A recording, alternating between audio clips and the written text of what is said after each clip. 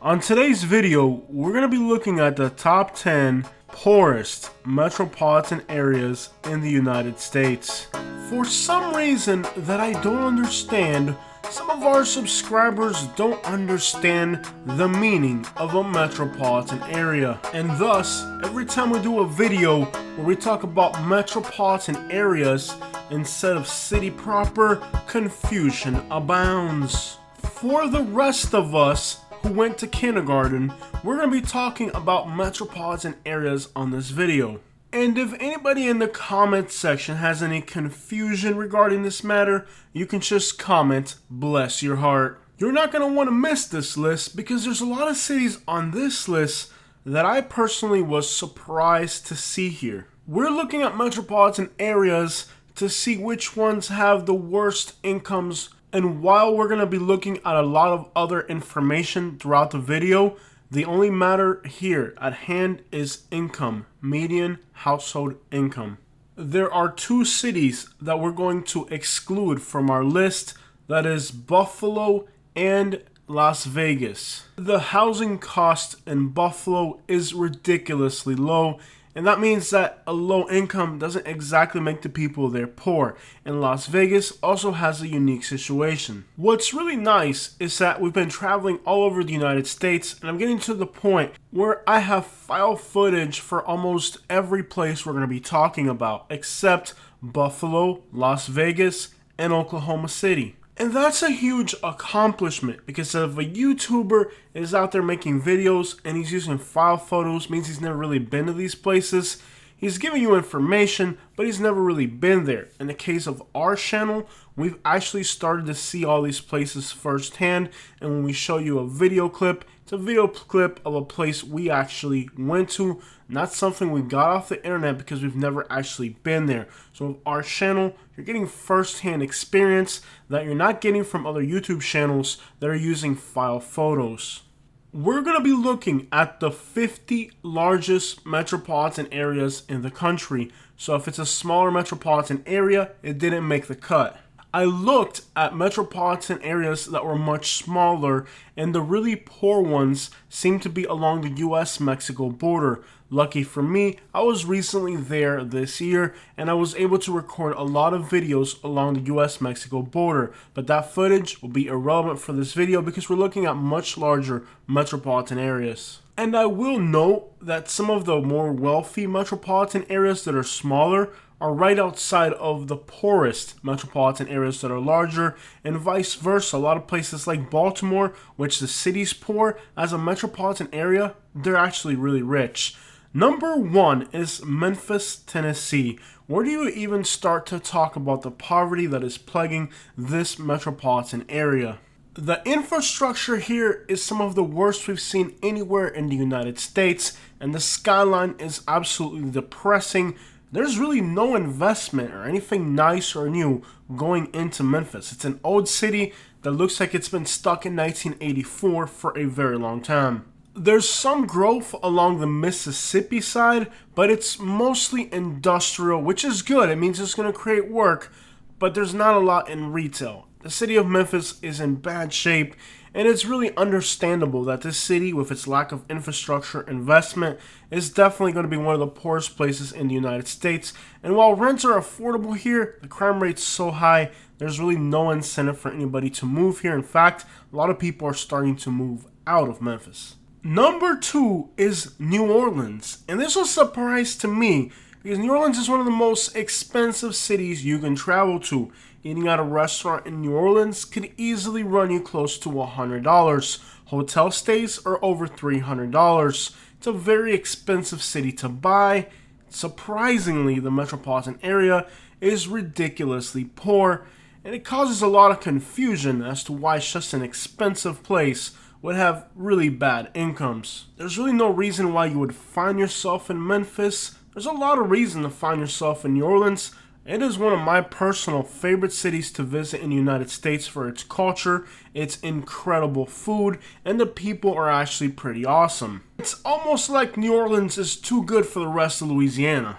Other than the poverty, the geography of Louisiana makes it like the septic tank of America, of the Mississippi River being like the main pipeline. to number 3, Cleveland, Ohio. Now this is going to be a surprise because many years ago, this wasn't a bad metropolitan area to be in, but it seems like economically there's been a huge decline here. The city itself has about 400,000 people, but the metropolitan area between 2 to 3 million, and 25% of Ohio's GDP comes from this region of the state. Unlike Memphis, Cleveland actually has a very decent infrastructure. In fact, most of northern Ohio has a great highway system. When I was driving through northern Ohio, I noticed that the toll roads were straight, there were 3 lanes wide, and there was like literally nobody around. I was in a 2021 Silverado, and I maxed it out at 106 miles per hour, which is the electronically limited speed of the truck. There are semi-trucks that were going very fast as well. Good infrastructure, but the incomes aren't there. Number 4, Tampa, Florida. What a huge surprise, but it really isn't. Even since 2013, both Miami and Tampa have been among the poorest metropolitan areas in the entire country when it comes to income. Housing costs today is nearing $400,000, and a 25% increase year to date means that while housing is going up tremendously in Tampa, incomes are not. And every time we go to Tampa, if you pay close attention, you'll see all the signs of a really poor metropolitan area. Luckily, the crime rate here is only a fraction of what it is in some of these other metropolitan areas. Surprisingly, Sarasota, which is right outside of Tampa, has similar housing costs, but some of the highest incomes in the country. When you get paid poor, but when they charge you like you're rich. Moving on to number 5, Birmingham, Alabama. Now, I lived right outside of Birmingham, Alabama, between Birmingham and Montgomery, and this is definitely one of the poorest regions of the country. However, the affordability of housing here means that you can make that money go a long way. Shelby County, which is part of the Birmingham metro area, is the richest county in Alabama, and it is richer than Collier County, which is the richest county in Florida. What that means is that even though there's a county in this metropolitan area that is fairly wealthy, it still doesn't help the entire metropolitan area. There's a lot of poverty in the Birmingham area, and one rich area isn't able to offset the income stats for the whole metro area. The crime rates here are scary. The city of Birmingham has murder rates that are as bad as countries like Salvador and Mexico, even worse. Absolutely terrifying. Number 6 is Miami, Florida. Luckily, Miami is actually a very safe city, so while there's a lot of poverty, at least you're not in danger. Miami housing is over the $500,000 mark and rising steadily. While Miami's income has improved a lot, and it seems like in the future, Miami will have higher incomes, at the moment it still remains one of the poorest metropolitan areas in the country. While there's big dreams and big hopes that Miami is going to be the new San Francisco or the new San Jose, it's going to have some of the highest incomes.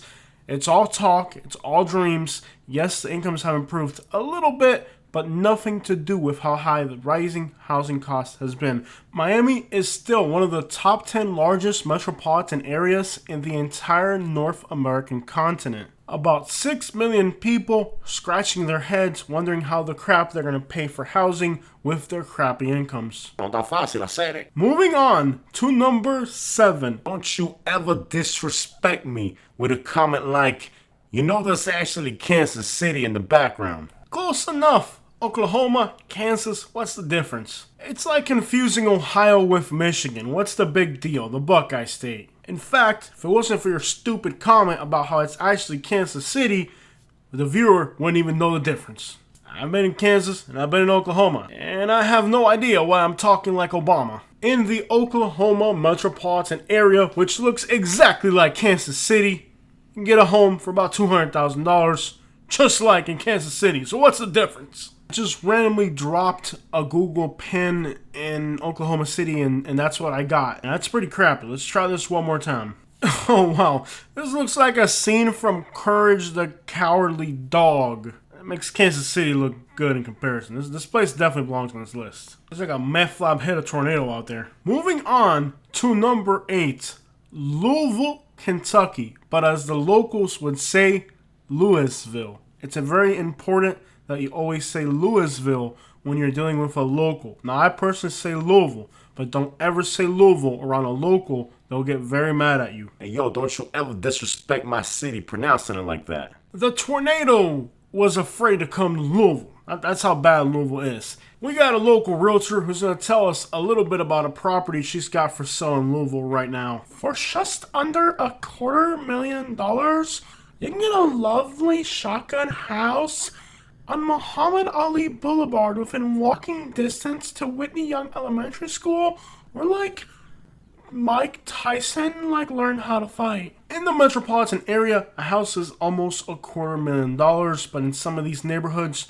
like in South Louisville, you can rent an apartment for like $670 a month. And according to this guy I found on YouTube, this apartment complex is definitely the place you want to be. He says he will take care of your tax preparation. Somebody please explain that joke to anybody who didn't get it. Number 9 is the O to the land to the dough. Orlando, the city I love. Orlando is one of the poorest metropolitan areas in the entire country. Believe it or not, the city does have incredible growth. It is one of the fastest growing cities. And just like Miami, the rising prices don't really seem to add up to the crappy Disney salaries. I don't know what Adam the Woo's been telling you about Orlando, but it's not a magical wasteland. Well, it's a wasteland, but it's not magical. For about $380,000, you can slave away to a bank for the rest of your life. When it comes to smaller metropolitan areas, Puerto Rico dominates the list of the poorest metro areas, and a lot of people that are living in Orlando now are coming from Puerto Rico.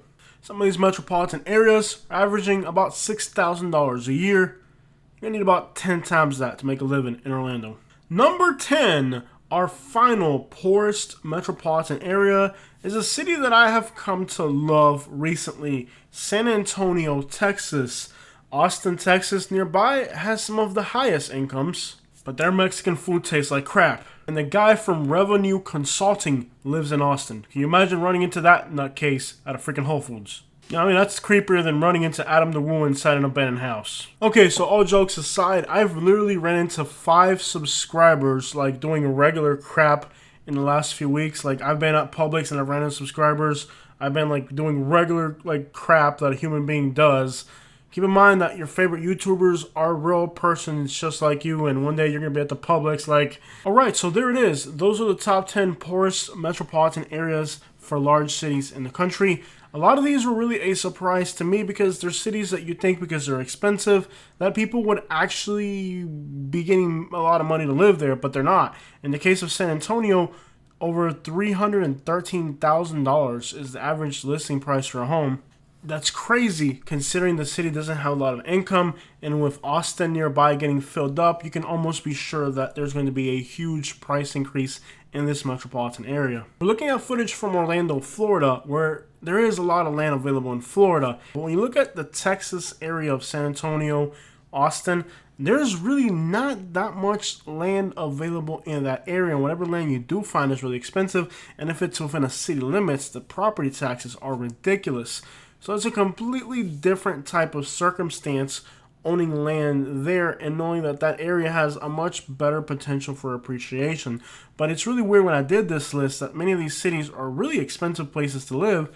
The people that live in those metropolitan areas don't really make a lot of money. It would almost be interesting to deduct the housing costs from the income, and then that would be a much better metric to find out which areas are really the poorest. And we're looking at the 10 that really are struggling, and I'm not surprised that some of these cities are on this list, like Memphis and Louisville, but there's other cities like Orlando, Miami, San Antonio are kind of a little bit of a surprise because these cities are much more demanding real estate markets.